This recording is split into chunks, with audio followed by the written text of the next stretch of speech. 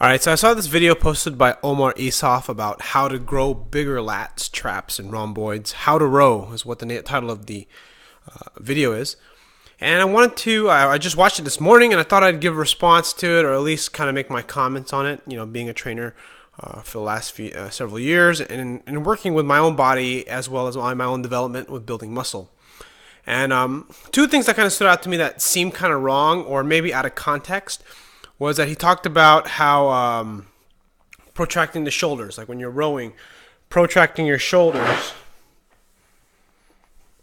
is bad for your lats, or it's gonna mess up your shoulder. For a lot of advanced lifters, it's actually a good thing because it allows your lats to stretch. Because if you look at how let me look at the camera here. So if you look at the lats actually insert right. They kind of make this formation like this. So they start right here on the inside of the arm, and they scoop back here into the back part. You can actually see kind of like this lat here. And I got a good development here mainly because of doing very heavy deadlifts. And now I'll talk about that in a second. But if you are able to protract a little bit, or you will protract, if you protract, your lats will stretch. And then when your lats stretch, you can pull from that stretch and squeeze those lats and get a much bigger contraction. You get more of a pull. You get more muscle development. So protraction is not wrong. It's actually a right thing to do with good control. If you're a beginner, I don't really have clients do protraction because what happens is they don't have good shoulder control. They don't have good scapulo-humeral rhythm. I remember that's such a long word, but they don't have that good rhythm. Okay, so protraction is good. The second thing he said about flaring elbows when you're doing a row. So you can row this way or you can row this way. Now, neither one is wrong. When you keep your elbows more in, you're going to engage more of your lats. Less of your rhomboids, less of your traps.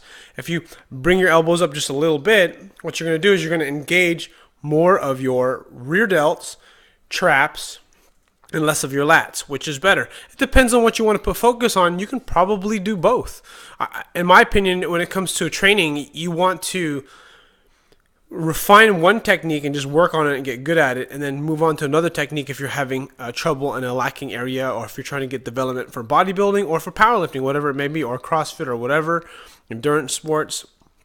So flaring the elbows is not wrong. It's just another type of working out that helps muscles improve in a different way.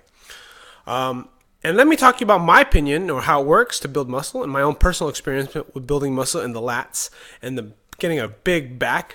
Engaging the lats by having a controlled range of motion. So that kind of covers what I just said earlier about shoulder protraction. Tension. Tension is actually what really builds muscle. Tension and volume. Tension is probably one of the more important things because one of the things that helped build my lats a lot probably in the last year was just heavy deadlifts. I deadlifted very frequently, and as I got heavier in weight, I built them up, and I would never thought that it would build my lats up. It was never my purpose. My goal was just to get stronger, to hit a 500-pound deadlift. But as a consequence of getting strong, what happens is my lats actually started to grow. They got thicker. And a big part of that was, even though I'm not rowing, I'm actually just holding the weight. I'm holding 400 or 500 pounds, very heavy weight, in front of me down here. And what happens is I'm having to contract those muscles and stabilize the weight. And what's going to happen is it's going to cause a stimulus to grow. And then what's next here? And the last tip I'll say is that feel your muscles with heavy weight is kind of what the most important thing to really think about is.